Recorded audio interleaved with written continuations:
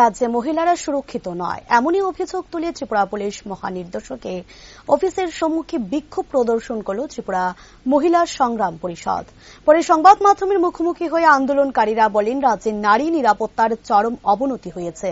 School college ছাত্রীরা সম্প্রতি ধর্ষণের শিকার হয়েছেন বলে অভিযোগ উঠেছে।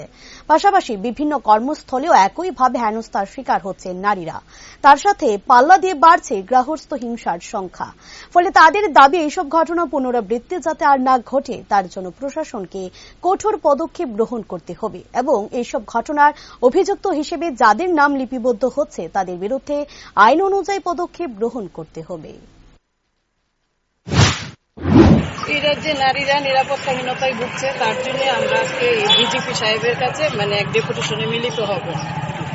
এই রাজ্যে দেখা গেছে নাবালিকা থেকে শুরু করে স্কুল কলেজের ছাত্রীরা পর্যন্ত, এমনকি সমস্ত ধরনের বৃদ্ধ বয়সের মহিলারা পর্যন্ত নিরাপত্তাহীনতায় ভুগছে। আপনারা অবগত আছেন, গত সোমবারে একটি কলেজ পড়ুয়া ছাত্রীকে 3 জনে মিলে গণধর্ষণ করে। এটা এডিনগর থানার অন্তর্গত।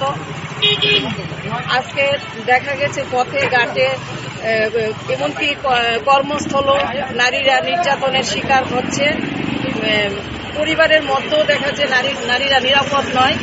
আজকাল দেখা যাচ্ছে গৃহস্থ হিংসা মারাত্মকভাবে বেড়ে গেছে। তাই কিন্তু দেখা গেছে পুলিশ যে ভূমিকাটা নেওয়ার কথা সেই ভূমিকা আমরা দেখতে পাচ্ছি না।